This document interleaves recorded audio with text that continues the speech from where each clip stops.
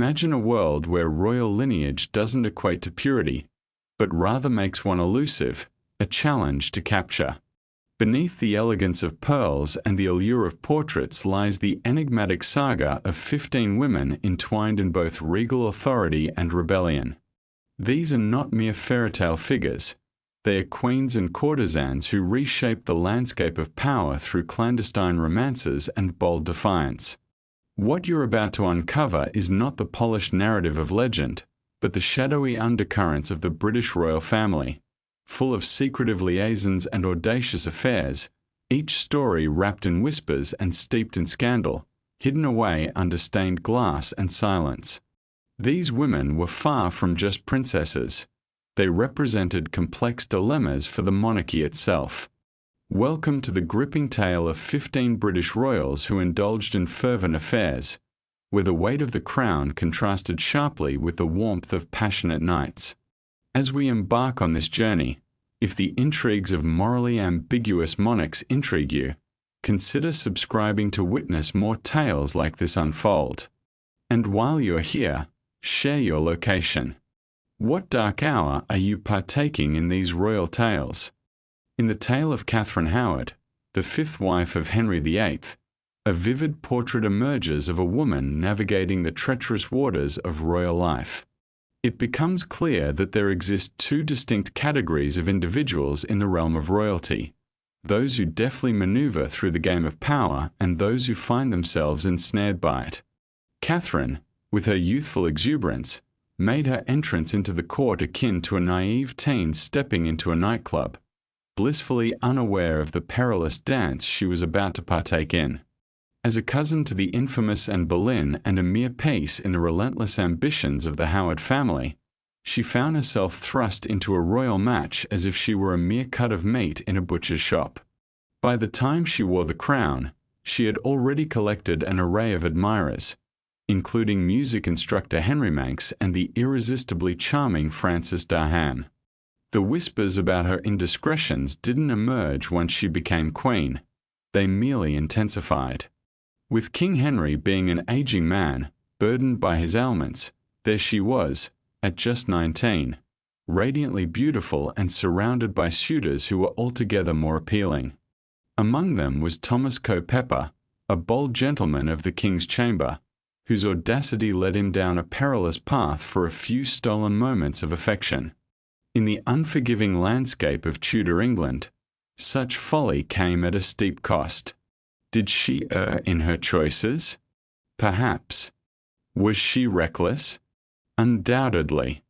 Yet, the tempest that followed her downfall was driven not by a sense of justice, but by vengeance and the relentless plays for power that perfumed the royal court's air, a court that feigned shock at the desires of women. Katherine wasn't the only queen to stray from fidelity. She merely became one of the unfortunate few who faced the consequences. And as a fate sealed with a swift stroke, the echoes of the court's hypocrisy resounded chillingly, revealing the depths of societal double standards. Mary, Queen of Scots, she stands as a symbol of tragic allure, captivating and cautionary, much like a slow-motion train wreck that draws the eyes of history. A towering figure, radiant and multilingual, Mary embodied the qualities of royalty and romance with equal fervor. Yet fate would serve her a tempestuous blend of both. At the tender age of 18, she found herself a widow, mourning the unexpected death of the French king, a moment that marked the height of stability in her tumultuous love life. Her return to Scotland was met with skepticism and intense religious strife, ensnared within a ruthless noble class that resembled a chess match where she was ill-prepared, opting instead for a simpler game. Her second marriage to Henry Stuart, Lord Darnley, ignited sparks of passion but ended in horror when he was found murdered in a cataclysmic explosion during his recovery from illness. The prime suspect, Earl of Bothwell, James Hearn, could either be seen as her tragic love or her grave error, an interpretation that varies wildly among historians, influenced by their tastes in whiskey. Controversy lingers around her marriage to Bothwell. Was it a coerced union or a calculated maneuver that obscured Darnley's death? What remains undeniable is the scandal of her actions, marrying Bothwell a mere few weeks post-tragedy. Gossips and courtiers eagerly twisted the narrative, branding her as a queen consumed by desire, who sacrificed everything: her crown, her autonomy, and ultimately, her life. But the real shock was not her romantic entanglements. It was her audacity to seize power, a boldness that unsettled her contemporaries and echoes through history to this day.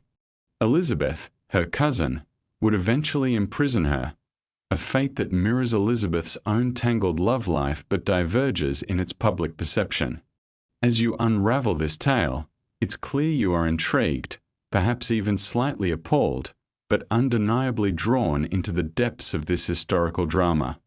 If you're enthralled by tales of royal misconduct, tap that subscribe button and share in the comments your location and the time. Is it too late for tales of exploding husbands? 3. Queen Caroline of Brunswick. Queen Caroline of Brunswick arrived in England like a tempest, stirring headlines wherever she went. With her loud presence, eccentric style, and unkempt appearance, she paid little mind to the stifling rules of the British court.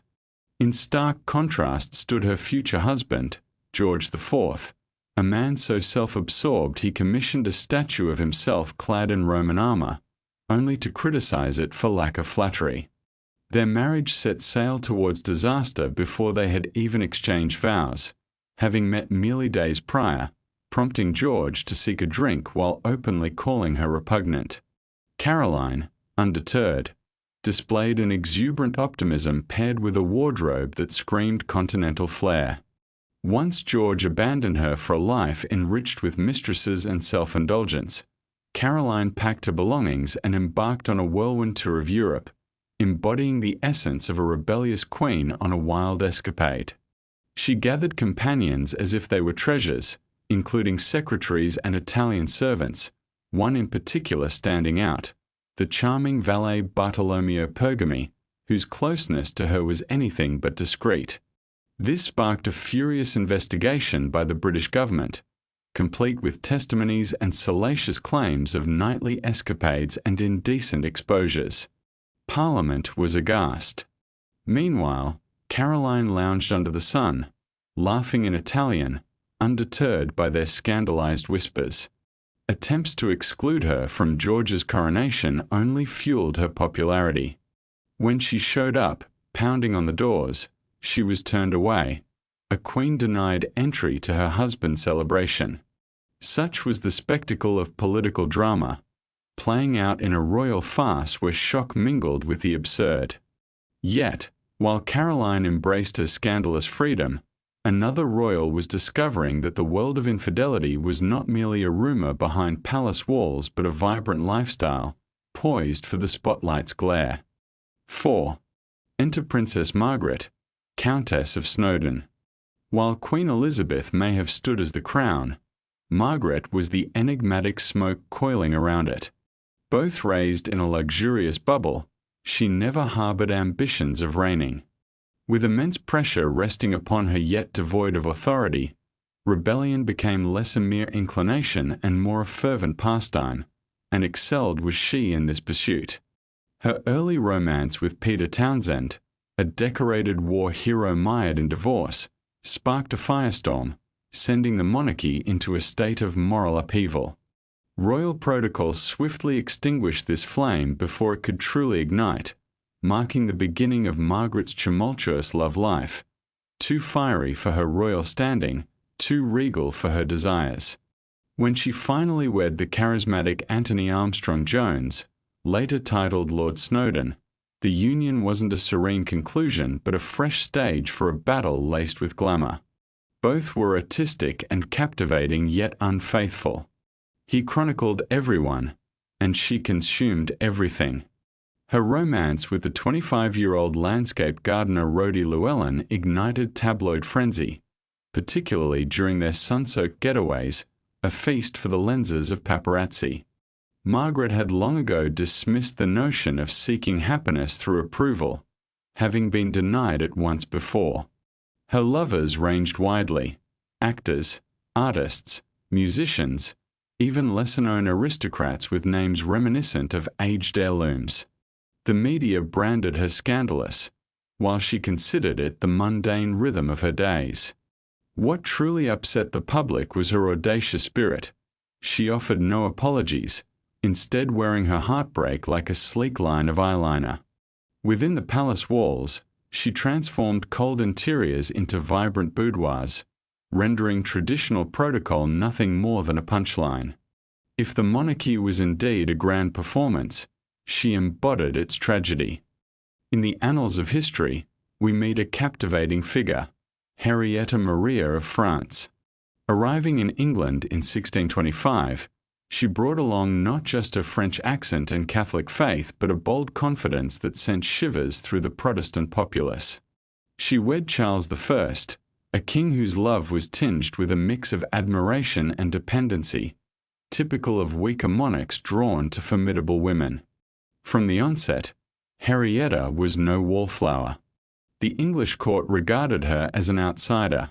Puritans deemed her too popish, while the public watched her with wary eyes. Yet Henrietta found little of interest in their opinions. Accompanied by a retinue of French courtiers, she was a flamboyant presence, sparking whispers of her supposed influence, much to the dismay of many. Her charm proved to be a double-edged sword, one that could induce anxiety in the hearts of those in power as it targeted unworthy men. Among these men were a cadre of diplomats, artists, and soldiers, leading to speculation about their true relationships with the Queen. Lovers, or perhaps not. The truth often lies shrouded in mystery, but one thing was clear: her deepest passion was for political power. Fiercely loyal to Charles I, she even mustered forces to support him during the English Civil War. But the atmosphere was thick with gossip, rumors of clandestine meetings and uncomfortably familiar faces echoing through the halls of authority.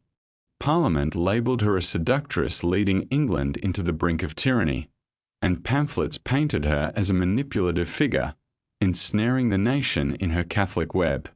In a dramatic twist worthy of her flair for the theatrical, Henrietta, masked in disguise, fled to France, only to return with reinforcements of ships and silver, carrying a reputation that had darkened into something almost tangible. Though she and her husband would face tragic fates, his head, lost, and her kingdom, forsaken, the shadows of her legacy lingered.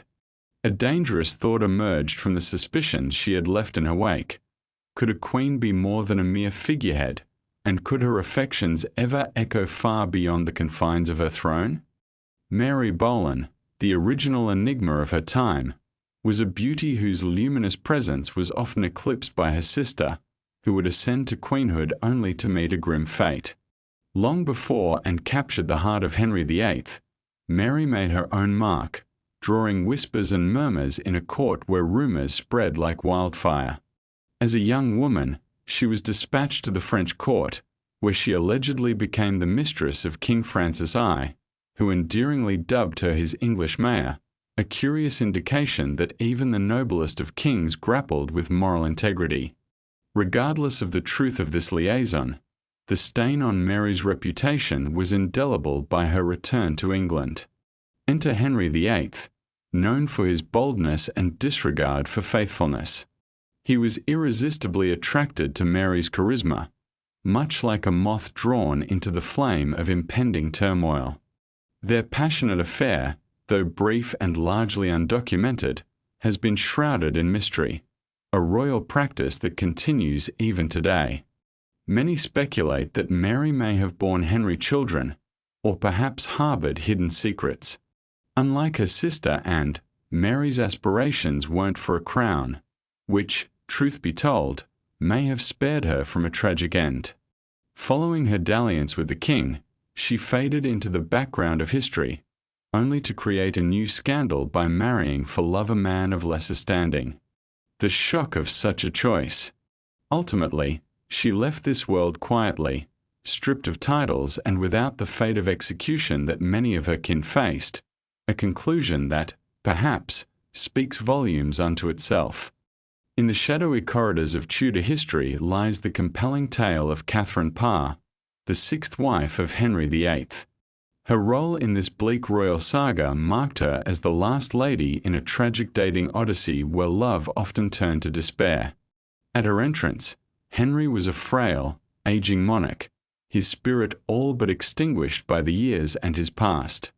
In stark contrast, Katherine emerged as a forthright and religious figure, having already endured 2 marriages and the grief that comes with them. She was no stranger to both the splendor of the throne and the somber realities of loss. Yet, beyond her devout image and the Protestant ideals she championed, lay the intriguing story of a woman whose life before queenship was filled with untold stories. Prior to her union with Henry, Katherine had a passionate affair with Thomas Seymour, Jane Seymour's handsome but cunning brother. Their romance was not conclusively over. It lingered like a ghostly reminiscence. When Henry's lustful gaze fell upon his nursemaid, the fires of scandal burned brightly. Upon Henry's passing, a moment of unrestrained relief for many, especially his previous wives, Katherine swiftly took her chance, marrying Seymour within mere months. This rapid change of heart raised eyebrows across the court, drawing suspicion and intrigue. Their union, however, was no tale of bliss. Ambition fueled Seymour, while Katherine, brimming with newfound freedom, found herself under the watchful gaze of the young Princess Elizabeth, who was a resident in their home. Whispers of flirtation and hushed rendezvous filled the air, like the creeping presence of mold in darkened corners. The true nature of their relationship remains a point of contention among historians, clouded in layers of ambiguity. What is undeniable, however, is the tragic end to their story. Katherine succumbed shortly after giving birth, leaving behind a legacy intertwined with heartbreak and public scrutiny. 8. Lady Caroline Lamb. Lady Caroline Lamb didn't quietly slip into notoriety. She plunged headfirst into it, petticoats swirling around her. Born into an influential family and wed to the future Prime Minister William Lamb, society expected her to embody the role of a demure Victorian wife, graceful, mild-mannered, and understated. But Lady Caroline had other plans, turning instead to the enigmatic Lord Byron. Their tumultuous affair ignited in 1812, rapidly spiraling into one of the most scandalous romantic trainwrecks of the Regency era. Byron, the brooding poet adored by the masses yet marred with unpredictability, was a figure of both admiration and alarm. Caroline, however, refused to be dismissed. She boldly labelled him mad, bad, and dangerous, a sentiment that resonated as she was equally explosive, described by Byron himself as a little volcano. When he abruptly ended their liaison, Caroline's response was dramatic and relentless. She pursued him relentlessly, crafted furious poetry directed at him, and even resorted to self-harm at social gatherings, reminiscent of a messy breakup captured through 19th century lenses. In one audacious act, she disguised herself as a man just to infiltrate his residence. Even Byron, whose tolerance for upheaval was legendary, felt compelled to start securing his windows. Her actions were labelled as hysterical, her fervour deemed madness. Yet within this tempest of emotion lay a woman who was far ahead of her era, unrestrained, fearless, and defiantly authentic in showcasing her fiery spirit. 9. Queen Isabella of Angoulême. Her singular mission was to marry the King of England and ensure the royal lineage continued. However, what unfolded instead was a tale that became one of the most talked about sagas in medieval Europe. A woman whose life after the death of her husband sparked fervent discussion. As vibrant as it was controversial, her romantic escapades were more dynamic than most queens of her time. She was married to King John, yes, the infamous King John, infamous for losing Normandy, riling up the barons, and embodying the stereotype of a monarch who sowed discord. Isabella stepped into the royal realm as a teenager, fulfilling her obligations by bearing 5 children. Yet, her marriage was fraught with political strife, public discontent, and persistent whispers of King John's volatile nature. The narrative truly shifts with his demise. Young and remarkably beautiful, Isabella returned to her native France, resolutely refusing to fade away in a convent, like a forgotten relic of royalty. Instead, she embraced a life filled with lovers, entangled with nobles and knights, including a particularly scandalous liaison with Count Lusignan, which might have begun either during her marriage or shortly thereafter. The exact timeline remains a subject of debate. Despite the uncertainty, rumors swirled without hesitation. Isabella eventually married the Count, adding to her brood and ruling her domains with a blend of grace and authority. The French court deemed her behavior outrageous, while chroniclers hinted at her supposed immorality.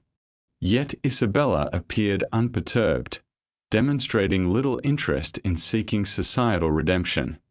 Princess Louise, the Duchess of Argyll, stood apart as Queen Victoria's 4th daughter, defying the expectations placed upon her. While her siblings conformed dutifully to their mother's stern demands, Louise was a tempest of creativity, a sculptor flourishing in a realm obsessed with more conventional pursuits. This young royal didn't just rebel, she carved her descent in marble, making sure her art was vividly visible to all. Her marriage to John Campbell, the Marquis of Lorne, who would later become the Duke of Argyll, was a union born from political expediency rather than passion, often described as cold and devoid of true affection. Rumors circulated about his preference for male companionship, a claim that seemed immaterial to Louise, who was known for her own liaisons. Her lovers were not the usual blue-blooded suitors, but rather individuals who would have raised eyebrows among the upper echelons of society. One particular romance with her sculpting instructor, Joseph Edgar Boehm, scandalized the court. His untimely death during one of their private meetings prompted a swift cover-up, revealing the palace's attempts to conceal more than simple gossip. Beside these whispers were tales of secret encounters with artists, poets, and even her brother's tutor. Yet, what truly magnified her story was Louise's undeniable talent. Remarkably, she was the first royal woman to pursue formal artistic training, shattering stereotypes and gracefully navigating the intricate world of art. Queen Elizabeth I, often dubbed the Virgin Queen, embodied an enigmatic figure, a title assigned to shield her from prying eyes. Throughout her reign, she delicately navigated a treacherous landscape filled with court conspiracies, religious strife, and male advisors who often thought their role was to explain the kingdom to her. Yet, she faced every challenge with a sharp intellect cloaked in diplomacy. Beneath this public facade, however, lay the essence of a woman whose private affairs became the subject of national intrigue. The central figure in this enigma was Robert Dudley, her childhood companion and master of the horse, who frequently found himself in her private quarters. Rumors surrounded him like shadows. They worsened with the untimely death of his wife, Amy Robsart, from a peculiar tumble down the stairs, transforming Dudley from a loyal companion into a potential scandal with dashing legs. Throughout it all, Elizabeth remained unwed, not to Dudley, nor to Archduke Charles, or the Duke of Anjou from France.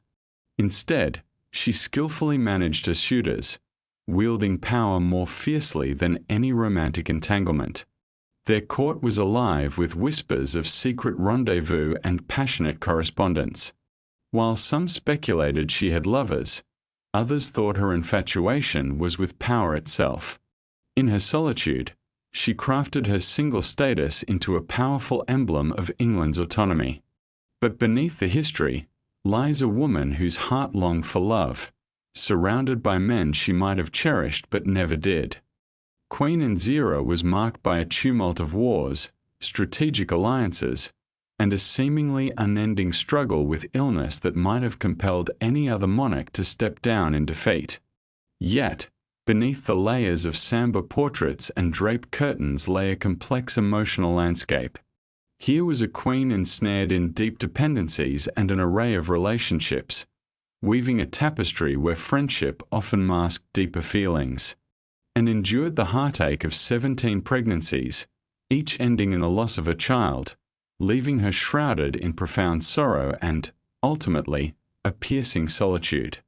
In the midst of this desolation emerged Sarah Churchill, the Duchess of Marlborough. Once childhood companions, they evolved into intimate confidants, essentially co-regents in all but name. Sarah, with her audacious intelligence and manipulating finesse, became the unwavering focus of Anne's affection, which incited intrigue among courtiers. Their letters rang with emotion, resembling a Victorian love story, filled with longing, poetic expressions, and a thread of jealousy. Sarah expressed concern over Anne's intense attachment, while the Queen implored her to never drift away. Phrases like "yours till death" graced Anne's correspondence, hinting at the depths of their bond. However, whispers of discontent began to echo through the palace, as the threads of their connection frayed. When Sarah was ultimately usurped by Abigail Masham, another woman who captured Anne's heart, the rumour mill ignited, stirring fresh allegations of inappropriate closeness. Satirical pamphlets flourished, ensuring that the court was rife with speculation. In the shadowy world of royalty, mere suspicion could be as damning as truth, often wielding the power to silence even the highest of titles. Queen Victoria, a name forever etched in history. She ushered in the Victorian era, a period marked by strict morality, rigid decorum, and a notable absence of joy. Yet, within the confines of her somber portraits lay a compelling truth.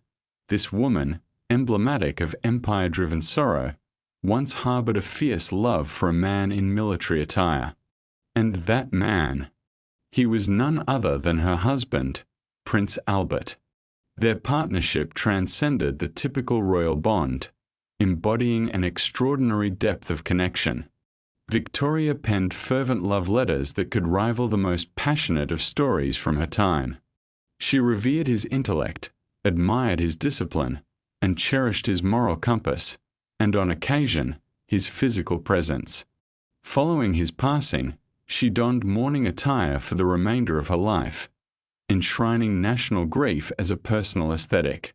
Yet, beneath the layers of sorrow, she remained profoundly human. Enter John Brown, a rough-hewn Scottish servant who treated her with the casualness of an equal rather than as royalty. Their affectionate rapport raised eyebrows in high society, as they were often seen holding hands, sharing whispers, and even exchanging heated words when necessary. Victoria referred to him as a beloved friend, while he simply called her woman, igniting scandal among the prim elite. Whispers of a clandestine marriage swirled, though she staunchly refuted the claims. Public scrutiny never fazed her. In the wake of her death, statues of him were discreetly taken down, as if history yearned to erase their bond. However, the truth remains, lingering in the shadows. Victoria, the Queen of Decorum, held a tender affinity for the rough and real. And if she managed to navigate emotional upheaval with grace, her successor shattered the pretense entirely.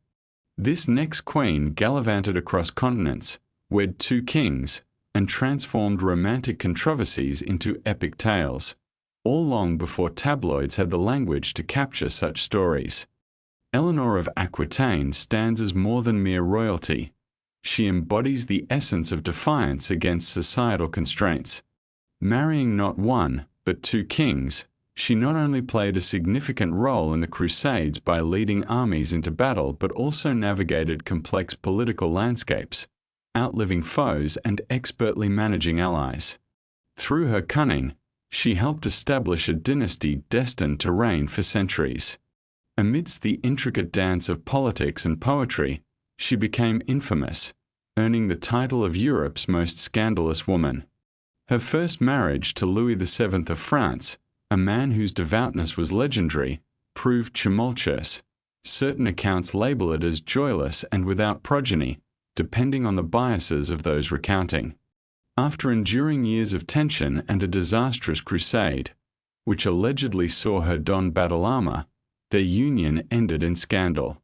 At just 30 years old, Eleanor, with her captivating beauty, became the most sought-after, albeit perilous, single woman in Christendom.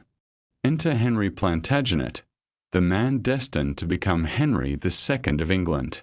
A mere 10 weeks post-annulment, she wed him, giving birth to 8 children and engaging in a myriad of political disputes, all while their relationship resembled a fierce rivalry more than romantic bliss. Eleanor faced accusations of everything imaginable, from adultery to witchcraft, and even found herself imprisoned for supporting her sons in their rebellions against Henry. Yet, rather than diminish her stature, these tales only intensified her legendary status, with whispers of youthful lovers, wandering troubadours, valiant knights, and foreign royalty swirling around her name. Many painted her as a ruler who held court from her bedchamber, bathing in milk, a stark representation of the propaganda that enveloped her life. Nell Gwyn's journey to royalty was anything but conventional. She weaved her way into the upper echelons of society through charm, humor, and an instinctive understanding of her limits within the palace walls. By the tender age of 20, she had not only endured the turbulent era of Restoration England, but had risen to prominence within it. Starting out as an orange seller at London's bustling theatres, Nell skillfully blended the sale of fruit with flirtation, capturing the attention of all who passed by. It wasn't long before she took to the stage herself, where her wit, confidence, and unabashed presence allowed her to steal the spotlight. Audiences were enchanted, but none more so than King Charles II. While he had courted many, Nell stood out, transforming even his roster of mistresses into something delightfully entertaining. Unfettered by noble lineage or alliances, she relied solely on her keen sense of humor and quick wit to navigate the era's complexities. Nell mothered 2 sons with the king, one cheekily dubbed His Majesty's bastard, and once boldly proclaimed to a hostile crowd, "I'm the Protestant whore," silencing them with her audacity. Despite attempts to tarnish her reputation, Nell often turned the tables, delivering her own punchlines before anyone else could. She was a mistress who embraced her role without pretense, etching her name into history as a figure of undeniable memorability. Upon her passing, Charles's last wish echoed through the halls, a testament to their extraordinary connection.